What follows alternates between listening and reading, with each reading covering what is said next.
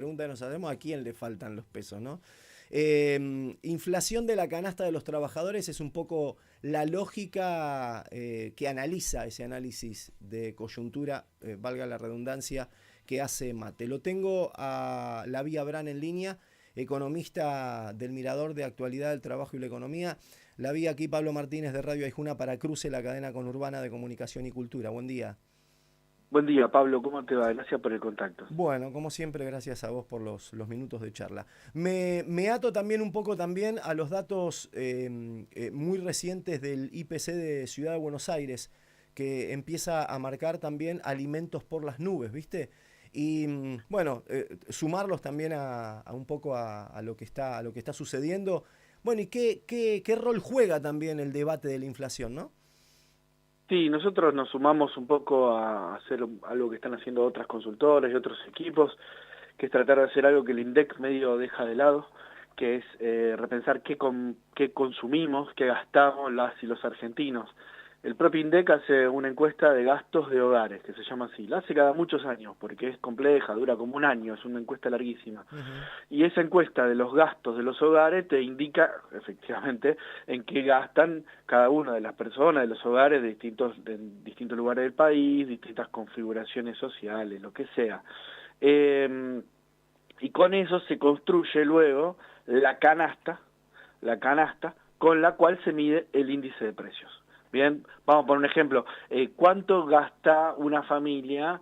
¿Qué porcentaje, digamos, qué parte de su gasto total le dedica a alimentos? Bueno, digamos, no sé, el 30%, el 25%, el 50%, lo que sea, el 100%. Uh-huh.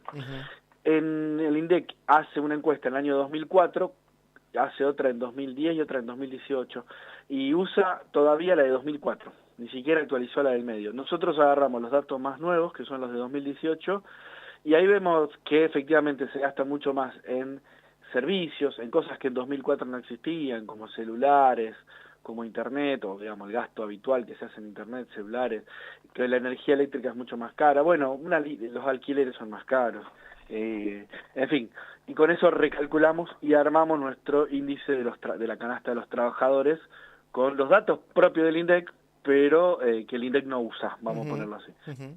Y, bueno, y efectivamente lo que encontramos es que tomando los datos reales, la inflación digamos, tomemos el último año, los últimos 12 meses, el INDEC nos dice 67%, y nosotros calculamos 79, casi 80%, Uh-huh. 67 contra 80. O Más sea, de 10 puntos en hay, este caso, sí. son 10, un Sí, poquito más, 12, sí, 13 12. puntos que no, nada, que no aparecen, entonces que no están a la hora de calcular las negociaciones paritarias y a la hora de ciertos cálculos, inclusive el cálculo de la pobreza que salió hace poco, que Uh-huh. está, bueno, que no toma en cuenta esto. Bueno, efectivamente explica un poco por qué nos dicen cierta inflación y nosotros notamos que es un poco más, no es el triple, no es el doble, pero es un poco más. Claro. Y efectivamente, nada, nos muestra que la inflación dejó de bajar como había bajado. Bueno, a ver, puedo hacer un pequeño resumen, Pablo. Uh-huh. Al principio del gobierno de Milei, el gobierno de Milei toma una decisión, esto es clave, muy fuerte, que es devaluar, y esta devaluación es la que trae la altísima inflación del principio del gobierno. Luego el propio gobierno la baja y dice, bueno, estamos mejor que antes. Pero tampoco la baja tanto, y un poco a esto quería llegar. Seguimos con un régimen de alta inflación, de 2,5, 3 puntos mensuales de inflación, que es bastante. Claro, el deseo de tenerla abajo del 1%, como se dijo en algún momento, ya que empieza a quedar lejos, digamos. Sí, queda lejos porque hace, digamos, volviendo a los datos oficiales, hace 6 meses que está entre 2 y 3, tomando los nuestros, hace 6 meses que está entre 2,5 y 4, digamos, y no, nada, y no baja, y no va a Uh-huh. bajar, Sí, vamos sí. a poner esos términos, y no va a Y bajar. no va a bajar. Bueno, el IPC de Ciudad de Buenos Aires, sorprendentemente además, o peligrosamente, dio 5% en alimentos exclusivamente. Y bueno, porque efectivamente en los últimos meses, hace este último mes y pico, Uh-huh. nada, algunos alimentos volvieron a subir y bueno, hay expectativas de que esto no pare y que se volvió un régimen donde todos los meses se remarca de a poquito y no, ya está, se pasó esa idea de no hay más inflación. Entre, Lo entre que los pasa, se le sí. suman interrogantes también, ¿no? La vi, digo, por un lado ustedes destacan fragilidad cambiaria, pero por otro Sí. lado me parece que empieza a jugar también el tema de la expectativa de una, algunos dicen ya condena con una nueva devaluación. Y es que, mirá, para sostener el dólar hacen falta reservas, porque, perdón, hace falta dos cosas, hace falta una expectativa de que no va a haber devaluación. Y esto es raro, es como una especie de profecía autocumplida. Claro. O sea, todo el mundo espera que se devalúe, entonces todo el mundo compra por las dudas, cuando todo el mundo compra por las dudas dólares, todo el mundo, el que puede, ¿viste? El que tiene, el que le sobra un mango, y acá hablamos en general más que de las personas, de las empresas, de las grandes empresas que compran de a millones de dólares, todas compran por las dudas, y bueno, termina pasando la devaluación, o va a terminar pasando porque no hay más dólares para sostener el tipo de cambio. El gobierno quiere hacer todo lo posible y convencernos a todos de que la va a aguantar, va a ir hasta las últimas consecuencias, va a ser un acuerdo ruinoso con el Fondo Monetario Internacional con tal de sostener el tipo de cambio, porque bueno, es su piedra basal, es con lo que aguanta y es con lo que está basado este modelo, justamente la idea de que hay un dólar controlado y que los precios se van a controlar. ¿La vista en Rosario? Sí, señor. ¿Cómo está el paro por Rosario? Bueno, no hay paro de colectivos, pero hay marchas, hay manifestaciones, hay varios cortes en lo que es la avenida de Circunvalación, que es como una especie de, esta avenida que está alrededor, una especie de autopista alrededor de la ciudad, entonces los ingresos de la ciudad están cortados. Bueno, en sí hay Rosario en paro. particular, hoy con movilizaciones, mira. Sí, con movilizaciones. Al mismo tiempo, el gobernador de la provincia le está descontando el día de paro a los docentes, con lo cual las escuelas están abiertas, porque, bueno, tiene una política antisindical y antiobrera bastante fuerte, el gobernador Puyaro. Entonces, bueno, aparte es complejo porque, bueno, hay escuelas, pero, bueno, hay poco transporte, no hay bancos, no hay comercios. Bueno, hay un panorama mixto, digamos. Pero bastante particular, digamos, también ahí en Rosario. Sí, con movilización, sí. Y con muchos sindicatos que adhirieron. Volviendo un poquito a ese análisis de coyuntura, yo le encaré por el lado de la inflación. Mate, ¿qué está observando en particular también en la propia coyuntura del gobierno? ¿El gobierno está muy atado a resolver el tema Fondo Monetario Internacional?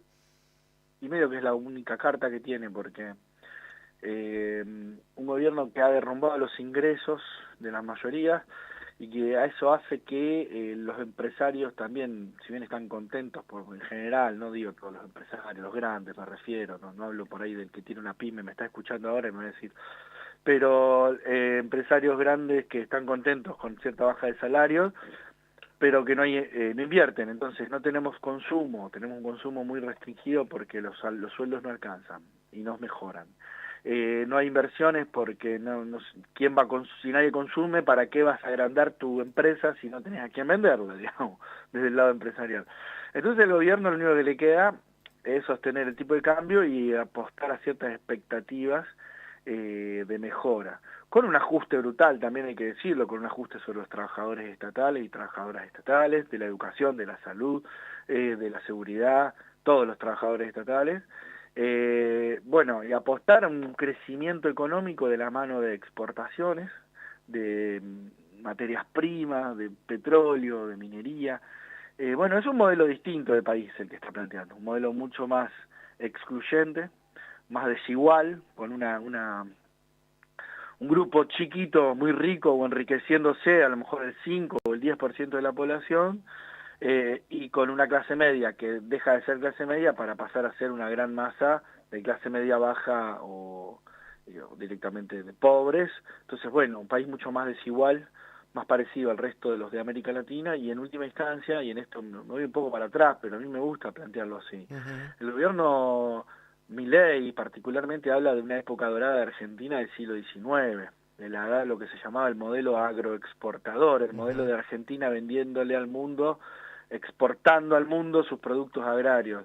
Bueno, ese modelo agroexportador es un modelo donde hay justamente un 5, un 10% de población rica y el resto que la ve pasar. Más parecido, si se quiere, a Perú, a Paraguay, a República Dominicana. Esos son los modelos exitosos que está viendo. Modelos de otros países latinoamericanos muy desiguales, muy nada, sin clase media, por supuesto sin educación universitaria, sin educación de calidad, sin salud, sin derechos para las grandes mayorías. Ujú. Bueno, una periodista quilmeña dijo que los dólares que puede prestar el fondo no son para Milei, son para los argentinos, pero algunos lo vamos a ver pasar, ¿no? Los dólares eso. Sí, no son para todos los argentinos, Sí, efectivamente, son para quienes tienen posibilidad. Vos empezabas diciendo a lo que decíamos nosotros en nuestro análisis, que Milei dijo, bueno, hay muchos pesos, no todo el mundo tiene muchos pesos, claro. hay No, no empresas o hay faltan dólares sectores, sino pesos, dijo. claro, Sí, faltan pesos, pero faltan pesos en los bolsillos sí. de los trabajadores y trabajadoras. Entonces, ahí es donde falta, pero sí, los dólares que vienen serán para empresas que necesitan sacar sus ganancias del país, que están en lo que ellos llaman el cepo, en esta idea de que no pueden sacar sus ganancias libremente con el total desparpajo que siempre tuvieron, y este gobierno todavía no se los puede garantizar. Bueno, la entrada de los dólares del Fondo Monetario, como fue con el momento de Caputo en 2017, 2018, viene para eso mismo, para que se conviertan a dólares ciertas ganancias en pesos, de pesos que no quieren algunas empresas multinacionales o nacionales también. Lavi, como siempre, te agradecemos los minutos de charla, dejamos la posibilidad de hablar en otro momento, bro. Gracias por Bueno, el mobilero de Rosario. bueno, Pablo, hasta la próxima. Muchas gracias por el contacto, Hasta muy amable. luego.